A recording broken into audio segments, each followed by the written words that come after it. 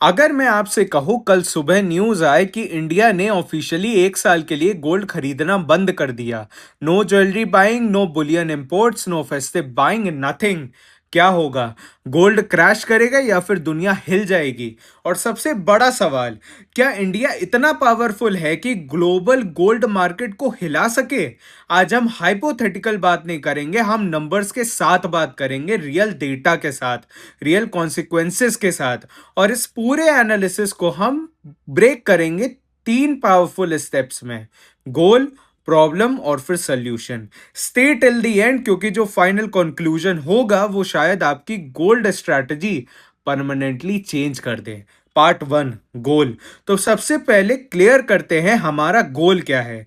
हम ये प्रूव या डिसअप्रूव करने चाहते हैं कि अगर इंडिया 1 साल के लिए गोल्ड खरीदना बंद कर दे तो ग्लोबल प्राइस, रुपी, ज्वेलर और इन्वेस्टर्स पर क्या इंपैक्ट होगा।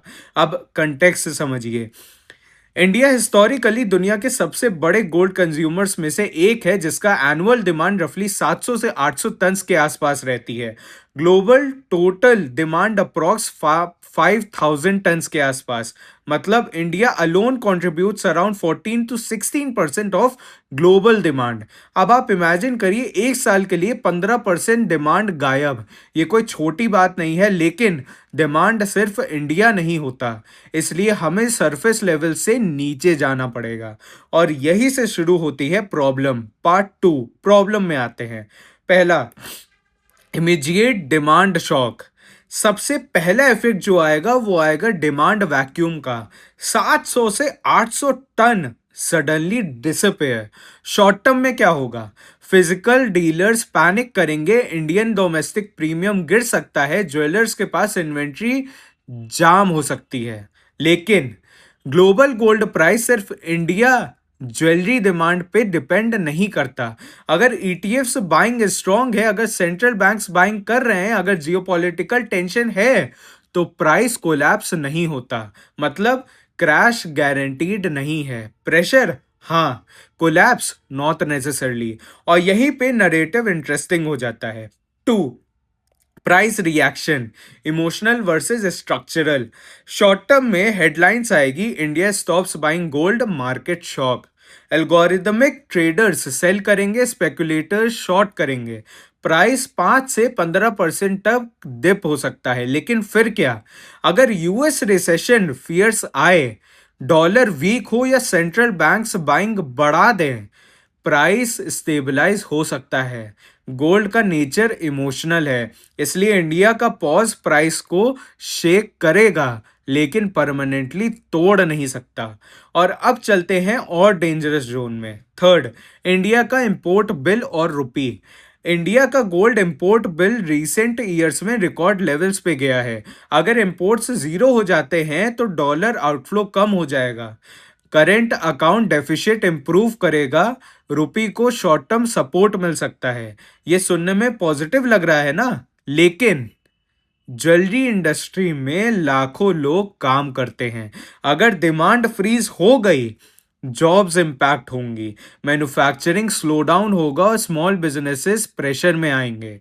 तो मैक्रो विन हो सकता है माइक्रो पेन के कॉस्ट पर, और ये ट्रेड ऑफ डेंजरस होता है। Fourth, jewellery industry shockwave.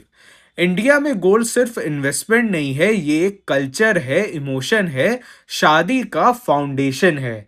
अगर 1 साल बाइंग बंद हो जाती है, शादियां डिले होंगी या लोग गोल्ड की जगह कैश देंगे, ज्वेलर्स इन्वेंट्री बेच नहीं पाएंगे, मेकिंग चार्जेस कंप्रेस हो जाएंगे, डिस्काउंट वॉर्स शुरू हो जाएंगे।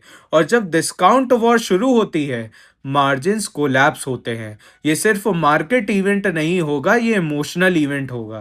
पांचवा, global supply chain. Swiss refineries, Dubai trade hubs, London bullion market, सबका फ्लो डिस्टर्ब होगा। गोल्ड रीडायरेक्ट होगा यूरोप या चाइना की तरफ, स्टोरेज कॉस्ट बढ़ेगी, और जब फिजिकल सप्लाई टेम्परेरी ओवरशूट करता है, मार्केट में वोलैटिलिटी स्पाइक होती है। वोलैटिलिटी का मतलब फियर, और फियर का मतलब अपॉर्चुनिटी। मगर रुकिए, रुकिए, अभी पिक्चर बाकी है। छठा, central banks and RBI angle. India के सेंट्रल बैंक के पास ऑलरेडी मैसिव गोल्ड रिजर्व्स हैं। अगर रिटेल डिमांड जीरो हो और प्राइस ड्रिप करे, क्या सेंट्रल बैंक डिप बाय करेगा? अगर हाँ, तो वो फ्लोर क्रिएट कर सकता है। मतलब आयरनी देखिए, इंडिया रिटेल बाइंग बंद करे और इंडिया का सेंट्रल बैंक फ्लोर बन जाए। ये मार्केट का पैराडॉक्स है। तो अब तक क्या देखा हमने?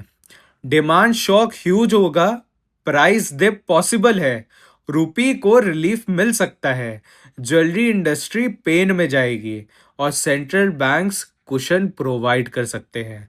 लेकिन अब सबसे इंपॉर्टेंट पार्ट आता है कि सल्यूशन क्या है, क्योंकि बिना सल्यूशन के एनालिसिस अधूरा होता है। तो अब हम लोग बढ़ते हैं पार्ट 3 की तरफ, जो है सल्यूशन।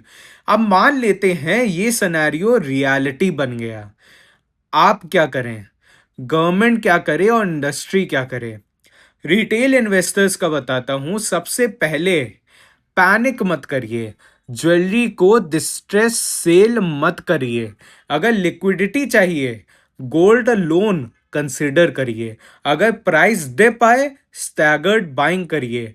लमसम हीरो बनने की जरूरत नहीं है, डिसिप्लिन्ड इन्वेस्टर बनिए। गोल्ड लोन टर्म हेज है, शॉर्ट टर्म ड्रामा है। अब ज्वेलरी बिजनेसेस के बारे में बताता हूं। इन्वेंट्री को रीडिजाइन करिए, लाइट वेट पीसेस बनाइए और एक्सपोर्ट एक्सप्लोर करिए। डिस्काउंट वॉर में गिरने के बजाय वैल्यू ऐड करिए। कस्टमर ट्रस्ट मेंटेन करिए, डिजिटल प्रेजेंस स्ट्रॉन्ग रखिए और मार्केट रुकता नहीं है, शिफ्ट होता है, ये याद रखिए। अब पॉलिसी मेकर्स के लिए ब्लैंकेट बन डेंजरस होगा। Instead gradual import management, sovereign gold bonds promote करिए और फाइनेंशियल गोल्ड चैनल्स को इंसेंटिसाइज करिए। गोल्ड लोन चाहिए, फिजिकल इंपोर्ट कम हो, लेकिन गोल्ड कल्चर सरवाइव करे, बैलेंस में रखिए। तो फाइनल आंसर क्या है? अगर इंडिया 1 साल के लिए गोल्ड खरीदना बंद कर दे, ग्लोबल मार्केट शॉक होगा, short term price dip possible है, रुपी को टेम्परेरी रिलीफ मिल सकता है, ज्वेलरी सेक्टर को पेन होगा, लेकिन गोल्ड कोलैप्स नहीं करेगा, क्योंकि गोल्ड का फाउंडेशन सिर्फ इंडिया नहीं है, वो global fear, inflation, central bank strategy और ट्रस्ट क्राइसिस पे बिल्ड होता है। और शायद सबसे बड़ा ट्विस्ट ये है, अगर इंडिया बाइंग बंद करे तो नेक्स्ट बुल रन और स्ट्रांग हो सकता है जब बाइंग वापस आए। अब मैं आपसे पूछता हूं, अगर कल India officially gold buying stop करे, क्या आप डिप बाय करोगे या एग्जिट करोगे? कमेंट में लिखो, बाय द डिप या एग्जिट नाउ। अगर आपको ऐसे डीप डाइव शॉक सिनेरियोस पसंद है, सब्सक्राइब करिए। नेक्स्ट एपिसोड में हम डिस्कस करेंगे कि what if China dumps US treasuries, और बिलीव मी, वो और भी एक्सप्लोसिव होगा।